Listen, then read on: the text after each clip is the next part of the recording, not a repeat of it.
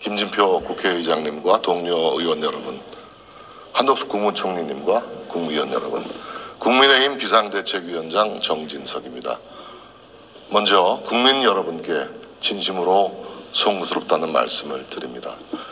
지난 대통령 선거와 지방선거를 통해 국민 여러분께서는 저희 국민의힘을 믿고 대한민국을 맡겨주셨습니다. 하지만 그동안 여러 가지로 많이 부족했습니다. 기울어진 의회 권력의 난맥을 탓하기에 앞서 집권여당 비상대책위원장으로서 저희들의 부족함을 솔직하게 고백하고 송구스럽다는 말씀을 드립니다. 새로운 각오로 새롭게 변하겠습니다. 더욱 낮은 자세로 국민의 뜻을 살피겠습니다. 이번 정기국회가 민생 회복과 정치 복원의 출발점이 될 수 있도록 국민의힘이 앞장서서 뛰겠습니다. 존경하는 국민 여러분, 역사학자 아놀드 토인비는 문명사회의 탄생, 성장, 소멸을 도전과 응전의 역사로 해석했습니다. 외부의 도전에 성공적으로 응전한 민족과 문명은 찬란한 발전을 이뤄냈지만 그렇지 못하면 쇠락과 소멸의 길로 추락하고 말았습니다. 우리 대한민국의 지난 역사는 어떠했습니까? 일제강점기와 6.25 전쟁의 폐허 위에 오늘의 이 자랑스러운 대한민국을 건설하기까지 우리의 지난 역사는 세계 어느 나라도 이뤄내지 못한 가혹한 도전과 기적적인 응전의 기록이었습니다. 머리를 잘라 가발을 수출해서 먹고 살던 가난한 나라가 지금은 자동차 생산 세계 5위 자리를 지키고 있고 스마트폰, 반도체, 가전제품들로 세계 시장을 지배하고 있습니다. BTS를 비롯한 K-팝은 압도적 아우라로 세계인의 눈과 귀를 사로잡고 있고 기생충, 미나리, 오징어 게임과 같은 K-컨텐츠들은 놀라운 속도로 우리의 문화 영토를 확장하고 있습니다. 우리 대한민국은 역사의 도전에 슬기롭게 응전하는 것이 얼마나 위대한 성취로 이어지는지를 입증해온 참으로 강하고 위대한 나라입니다. 그런데 지금 우리가 서 있는 현실은 어떻습니까? 눈을 조금만 밖으로 돌려보면 너무나 위태롭고 불안하기만 합니다. 지금 인류 사회는 한 번도 경험하지 못했던 전혀 다른 차원의 위기와 도전에 직면해 있습니다. 코로나 팬데믹은 인류가 살아가는 생활의 공식을 근본부터 흔들어 놓았습니다.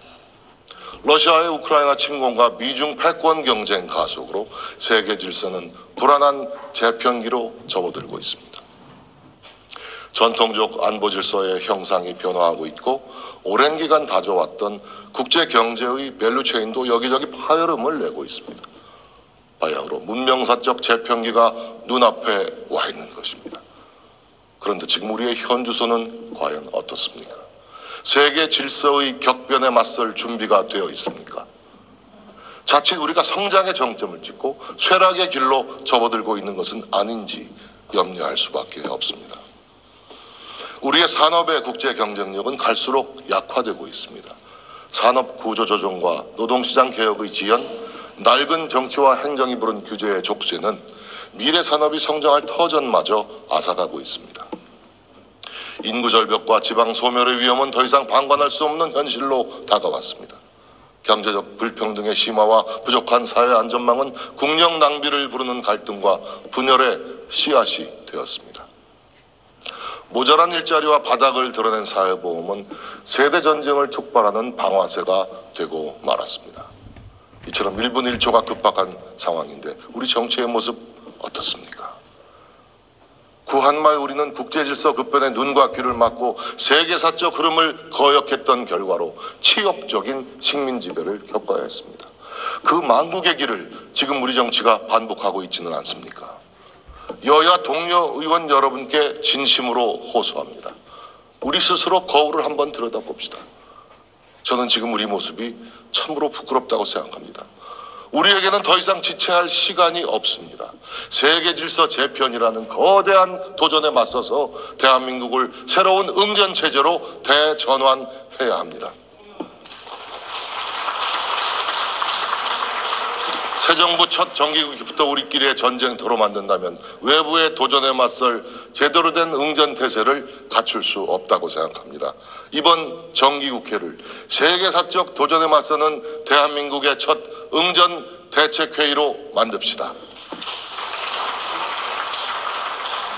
저는 그것이 지금 우리에게 주어진 국민의 준엄한 명령이라고 믿습니다. 여러분, 지금 국민들 하루하루가 너무나 힘겹습니다. 물가 천정부지로 치솟고 있습니다. 좋은 일자리 턱없이 부족합니다. 경제의 활력도 여간에서 살아나지 못하고 있습니다. 지난 5월 윤석열 정부가 출범한 후 민생과 경제를 살리기 위해 온 힘을 쏟고 있지만 잃어버린 5년의 그림자가 너무 어둡고 짙은 게 사실입니다. 무엇보다 지난 문재인 정부 5년 동안은 과도하게 늘려놓은 규제와 세금으로 민간의 활력이 크게 떨어져 있습니다. 2011년부터 2016년까지 민간 부문의 성장 기여율은 79.1%에 달했는데 문재인 정부 5년 동안 58.7%로 급락하고 말았습니다. 성장 잠재력 3%대에서 2%대로 추락했습니다. 막무가내 탈원전을 추진하며 전기요금까지 왜곡한 결과 에너지 시장 전반에 막대한 부담이 발생하고 있습니다. 국가 채무를 급격하게 늘려놓은 결과 재정을 효율적으로 쓰기도 어려운 상황입니다.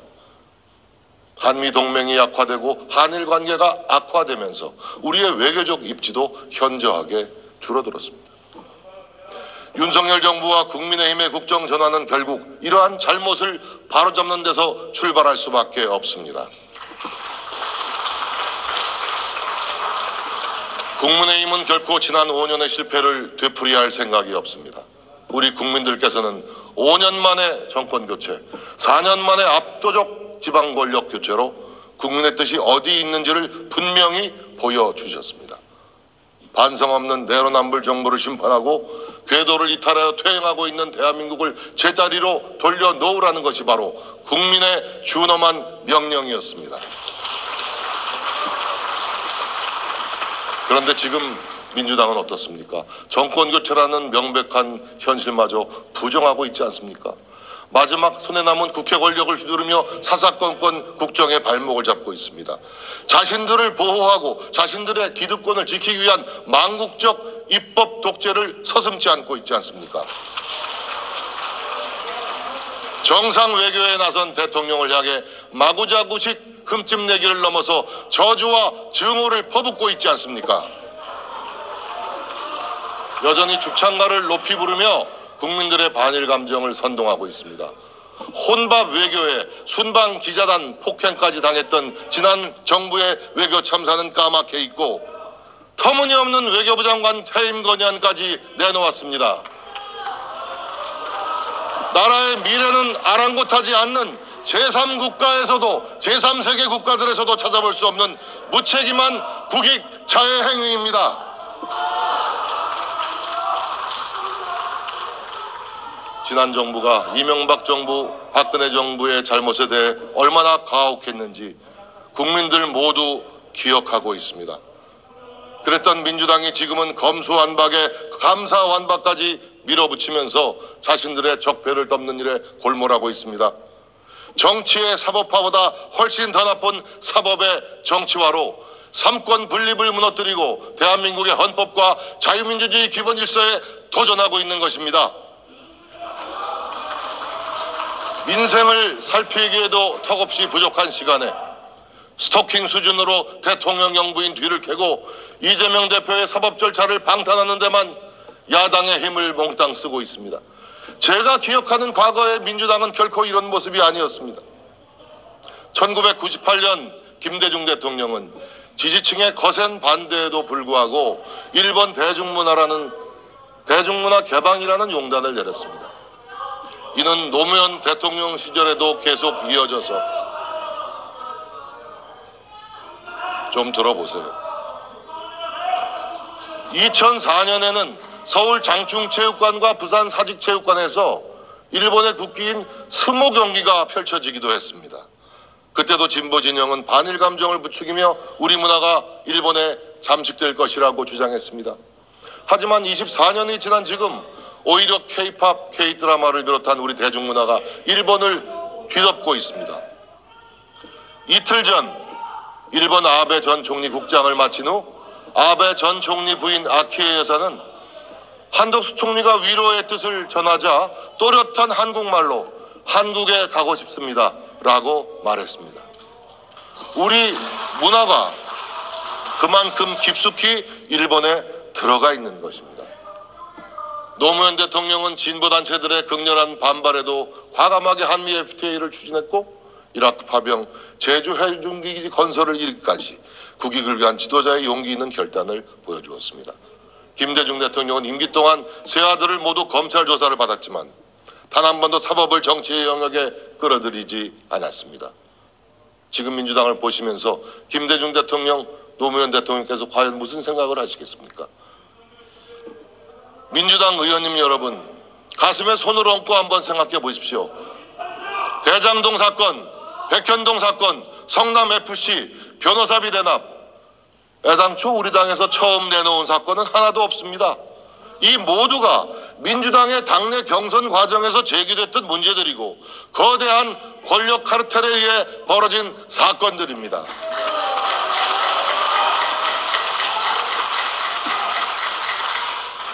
돈 한 푼 받지 않았다며 사법당국의 수사가 억울하다고 합니다. 그러면 박근혜 대통령은 돈 받아서 감옥에 보냈습니까?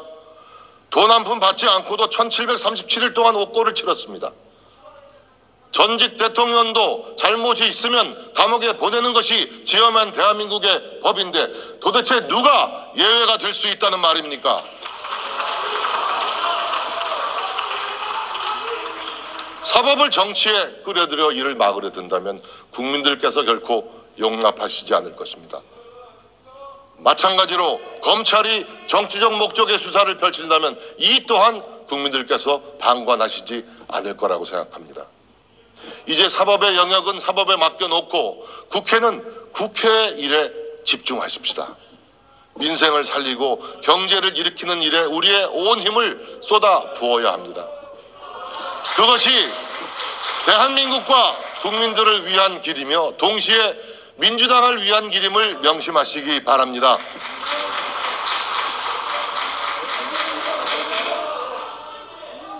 존경하는 국민 여러분, 윤석열 정부의 지난 143일은 민주당의 끊임없는 회방과 어깃장 속에서도 국민의 삶을 챙기며 과거의 비정상을 바로잡는 치열한 분투의 시간이었습니다.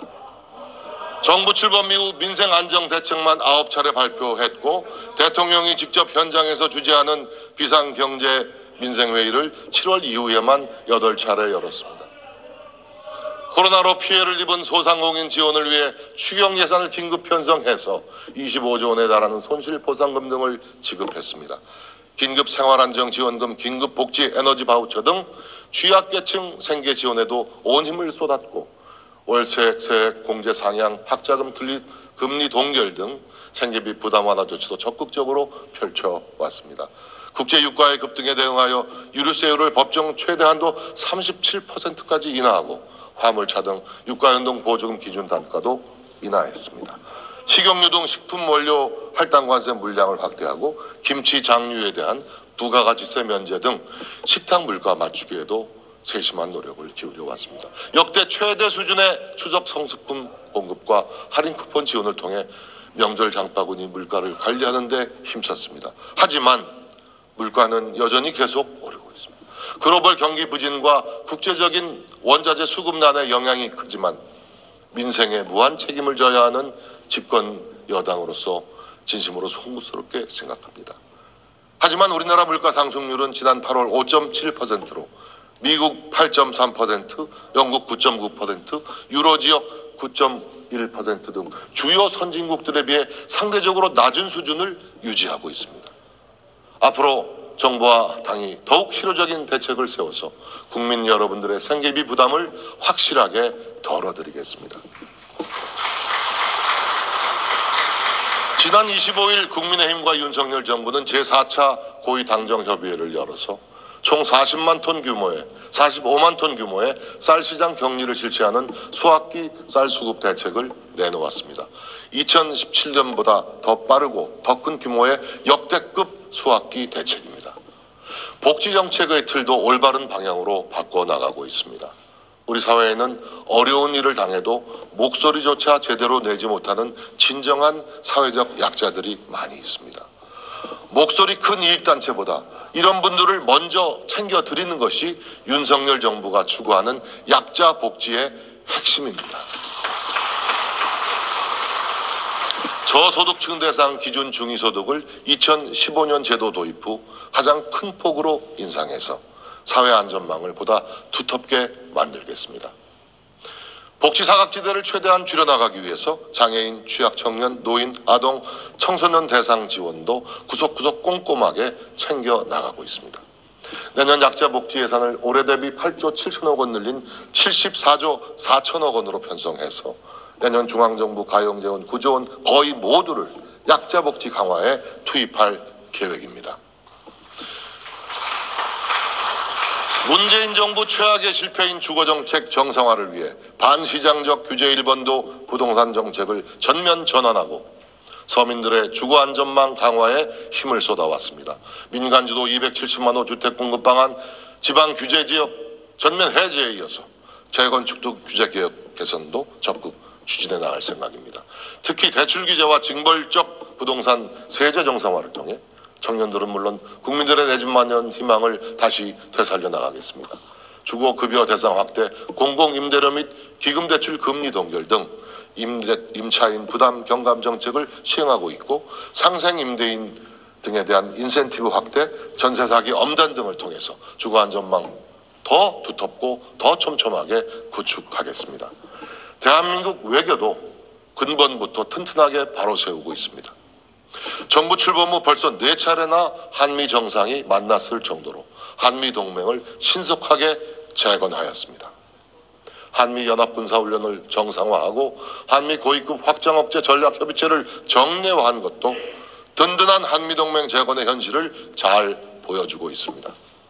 또한 33개월 만에 한일 정상 단독회동으로 냉전 상태의 한일 관계를 해빙시키는 첫 단추를 끼웠습니다. 문재인 정부가 남겨놓은 한일 관계의 뇌관을 윤석열 정부가 조심스럽게 제거해 나가는 폭탄 처리반 역할을 수행하고 있다고 해도 과언이 아닐 것입니다.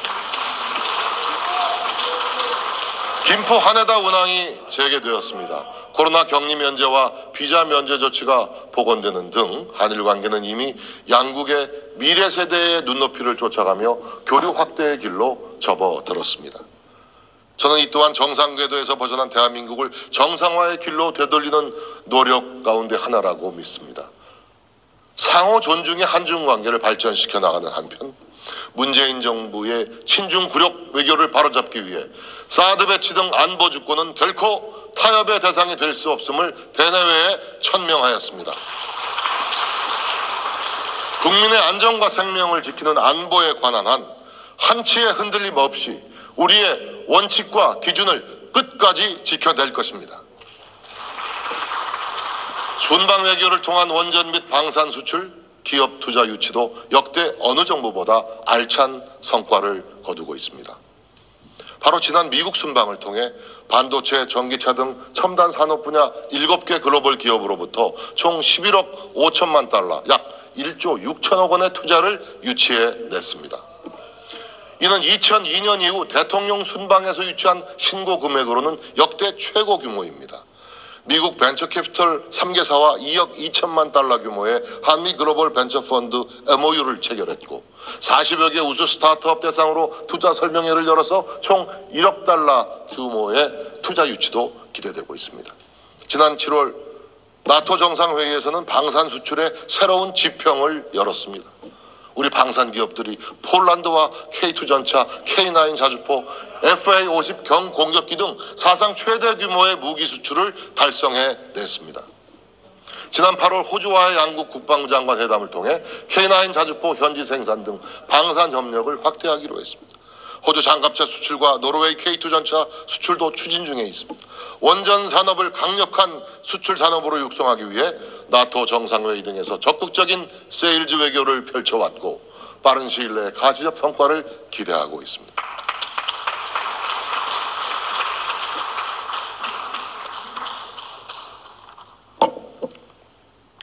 국민과 약속한 정치개혁도 힘차게 추진하고 있습니다.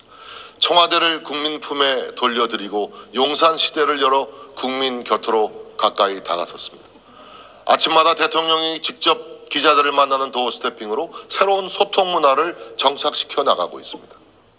단순히 대통령의 공간을 옮긴 차원을 넘어서 제왕적 권위주의에서 벗어나지 못했던 과거 대한민국의 대통령 문화를 획기적으로 전환한 것입니다. 대통령실을 과감하게 축소하고 민정수석실을 폐지해서 권력의 잘못된 집중도 막아나가고 있습니다. 추석 전후에 대통령 비서실의 대대적인 인사 개편을 통해서 조금이라도 문제가 생기면 신속하게 고쳐나가겠다는 대통령의 강력한 의지도 보여주었습니다. 그런데 지금 대한민국에서는 있어서도 안 되고 있을 수도 없는 일이 벌어지고 있습니다. 누구보다 공정하고 객관적이어야 할 언론이 가짜뉴스로 대통령을 흠집내고 국익을 훼손하는 일에 앞장서고 있습니다. 대통령은 치열한 외교 전쟁터에서 나라의 미래를 걸고 분투하고 있는데 다른 나라도 아닌 우리나라 언론사가 국기문란 보도를 자행하고 있지 않습니까?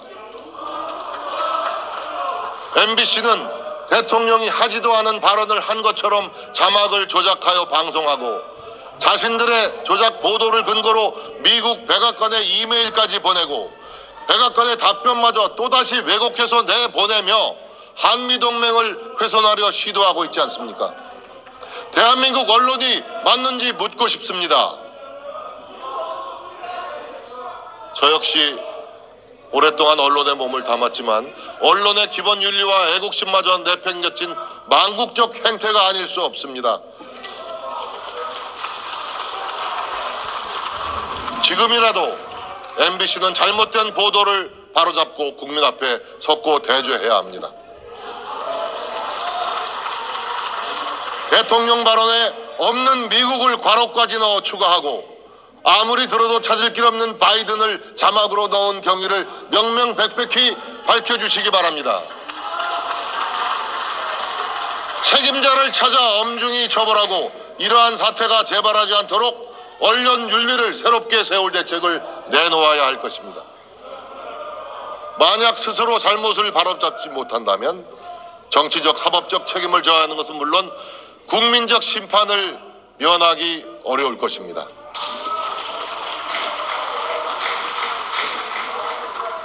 존경하는 국민 여러분, 내년 2023년은 우리에게는 물론 전 세계적으로 그 어느 때보다 중요한 대전환의 시기입니다. 특히 포스트 코로나 시대가 본격 시작되면서 어느 나라가 새로운 질서의 주도자가 될 것인지, 어느 나라가 새로운 시장을 선도적으로 개척해낼 것인지 국가의 운명을 건 쟁탈전이 벌어지게 될 것입니다. 고물가, 고금리, 고환율의 삼고 비상 속에 언제 닥쳐올지 모를 퍼펙트 스톰에도 대비해야 합니다. 국민의힘과 윤석열 정부는 치밀한 준비와 과감한 개혁으로 포스트 코로나 시대를 선도해 나가겠습니다. 첫째, 경제는 강하게 만들겠습니다. 지난 정부 5년 우리 경제의 펀더멘털이 너무나 허약해졌습니다. 기업은 활력을 잃고 돈이 되는 기업은 해외로 탈출하면서 투자도 일자리도 모두 사라져가고 있습니다. 경제의 체질을 개선하고 경제 시스템을 대전환해서 펀더멘털이 튼튼한 강한 경제로 나아가야 합니다. 국민의힘과 윤석열 정부는 민간이 주도하고 정부가 지원하는 경제의 기본 원칙을 철저하게 지켜나갈 것입니다. 무엇보다 재정의 역할을 재정립하겠습니다. 지난 정부의 무분별한 확장적 재정 운용은 재정 건전성을 위협할 뿐만 아니라 시장을 왜곡하고 민간의 활력과 경쟁력을 떨어뜨리는 치명적 오류를 키워왔습니다. 이처럼 자신들의 잘못으로 재정 적자가 심각한 상황인데도 여전히 민주당은 빚을 더 내서 돈을 뿌릴 궁리만 하고 있습니다. 재원 마련 대책도 없이 인기에 편승한 포퓰리즘 정책이 만연한다면 대한민국은 재정 파탄, 국가 부도의 위기로 내몰릴지도 모릅니다. 돈을 벌 방법은 생각하지 않고 돈을 쓸 생각만 하는 무책임한 정책, 결코 국민들의 동의를 받을 수 없을 것입니다. 국민의힘과 윤석열 정부는 정부 주도 확장 재정에서 벗어나 민간과 시장이 주도하는 경제 도약을 유효적절하게 뒷받침하는 방향으로 재정을 운용해 나갈 생각입니다.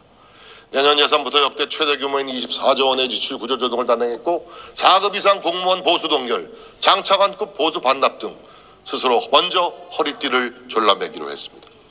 앞으로 재정준칙 법제화, 예비 타당성 면제 요건 강화 등을 통해서 임기 말 국가 채무 비율을 50% 중반으로 억제할 것입니다. 경제 체질 개선의 속도 역시 높여나가겠습니다. 불필요한 규제 지속적으로 철폐하고 기업의 의욕과 경쟁력을 떨어뜨리는 과도한 세금도 적극적으로 개혁해 나가겠습니다. 둘째, 복지는 두텁게 만들겠습니다. 말씀드린 바와 같이 윤석열 정부 복지의 핵심은 약자 복지입니다. 현금 복지는 일할 능력이 없거나 아무리 일해도 충분한 소득을 얻을 수 없는 취약계층을 중심으로 내실화할 계획입니다. 돌봄, 요양, 교육, 고용, 건강 등 국민들께서 꼭 필요로 하는 서비스 복지는 민관 협업을 통해서 고도화시켜 나가겠습니다. 이를 통해 창출되는 서비스 복지 일자리는 노동 취약계층을 위한 괜찮은 일자리 저수지 기능을 하게 만들어가지고 복지와 성장의 선순환이 이루어지도록 하겠습니다. 윤석열 정부가 추구하는 자유와 연대의 핵심 가치는 기회의 평등을 보장하는 데 있습니다. 표를 얻기 위한 포퓰리즘 복지, 목소리 큰 집단만 이익을 챙기는 정치 복지를 바로잡겠습니다. 사회적 약자를 생애 주기에 맞춰 우선 지원하고 국민 누구나 공정한 기회를 누리도록 만들겠습니다. 정보 소외로 복지 혜택을 못 누리는 일이 없도록 복지제도 통합관리 체계도 서둘러 구축하겠습니다. 셋째, 대한민국의 미래가 걸린 3대 개혁, 연금개혁, 노동개혁, 교육개혁을 멈춤 없이 추진해 나가겠습니다.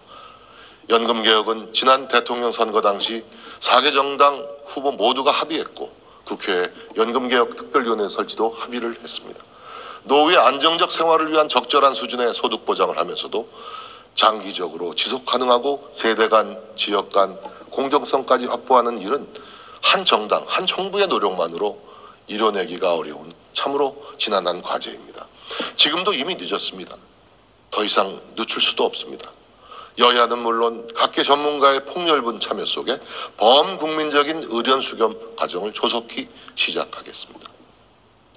노동개혁은 산업구조 조정의 선결 과제이면서 미래 세대의 일자리가 걸린 국가적 과제입니다. 산업화 시대의 패러다임에 머물러 있는 우리 노동시장의 고질적인 이중구조를 해체하지 않고서는 좋은 청년 일자리 창출은 꿈도 꾸기 힘들고 지속가능한 성장을 기대하기는 더더욱 어려울 것입니다. 더 이상 목소리 큰 귀족노조의 기득권 지키기에 우리 노동시장을 방치할 수 없습니다. 민주당이 끝내 민주노총의 편에 서겠다면 우리 국민의힘은 목소리 낮고 힘없는 보통의 노동자들 편에 서겠습니다.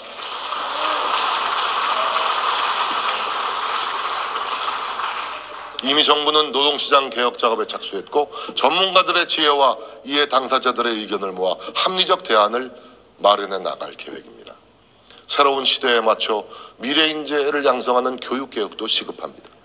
국민의힘과 윤석열 정부 국가 교육돌봄 책임제, 미래인재 양성, 교육재정 개혁을 교육개혁의 3대 핵심 과제로 설정하고 임기 내 가시적 성과를 낼 수 있도록 박차를 가하고 있습니다. 지난 70년 교육에 대한 과감한 투자가 오늘의 대한민국을 만든 초석이 되었듯이 디지털 시대 4차 산업혁명 선도국가로 이끌어 나갈 교육개혁을 반드시 이뤄내겠습니다. 마지막으로 대한민국의 국제 경쟁력을 견인해 나갈 새로운 융합형 신성장 경제특구 구축을 정부와 야당에 제안하고자 합니다. 지방 소멸을 부르는 수도권 일국의 경제체제에서 벗어나 지방 중심의 새로운 성장 엔진을 만들자는 것입니다. 영남권, 호남권, 세종, 충청권, 강원, 제주권 등 총 5개 지역에 조성해서 규제 완화, 세제 감면, 민간 중심 등 정부의 정책 자산을 모두 투입하는 기업 중심의 산학연 클러스터 설치를 구상하고 있습니다. 반도체, 바이오, 항공우주, 로봇, AI, 모빌리티 등 10여 개에 달하는 신성장 산업을 산업별로 두세 개씩 묶어서 하나의 특구에 집약함으로써 융합의 동력을 극대화하고 규제에 쫓겨 해외에 나갔던 우리 기업의 리쇼어링 기지로도 활용할 수 있을 것입니다. 또한 지방 분권과 자치의 정신에 맞게 유치지역의 자율성을 최대한 보장해서 기존 혁신도시들의 한계를 뛰어넘는 새로운 지방 발전의 주춧돌이 될 것입니다.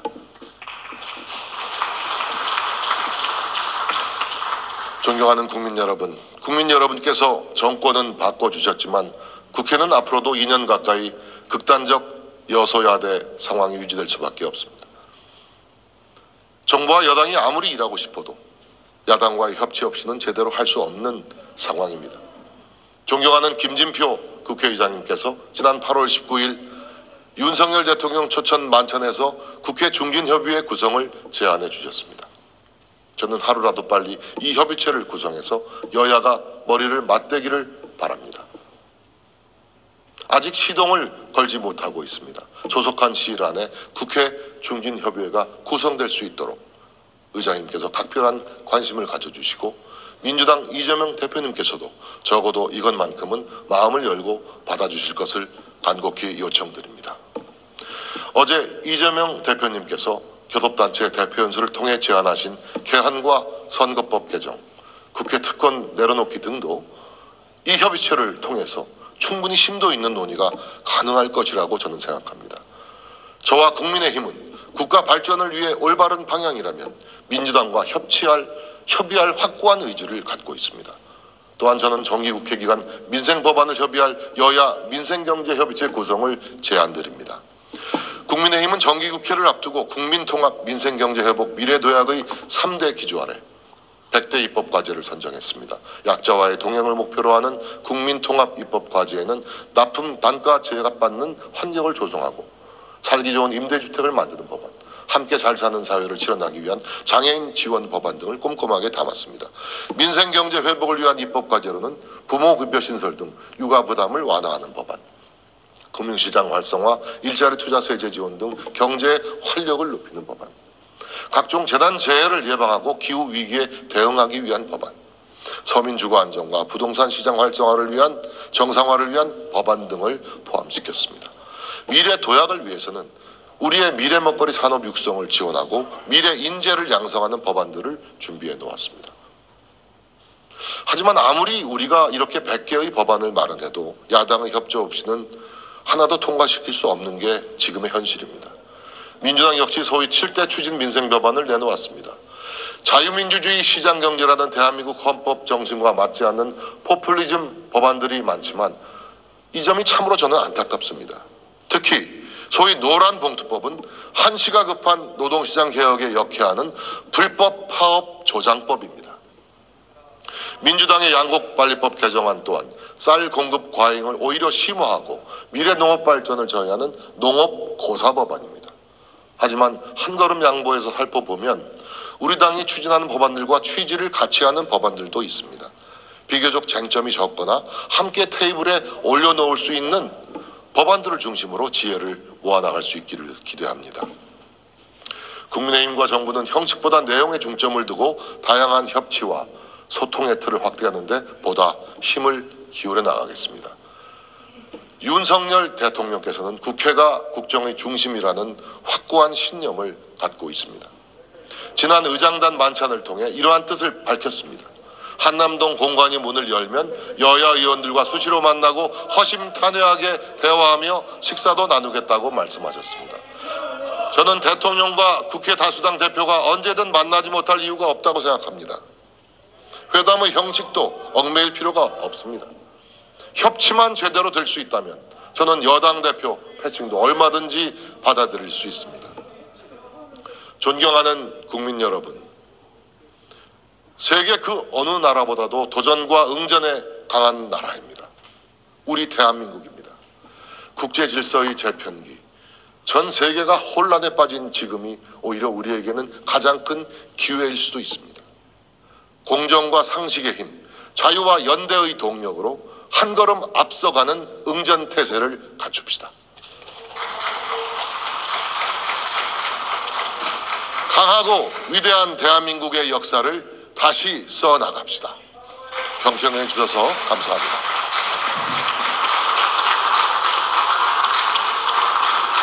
정진석 위원장 수고하셨습니다.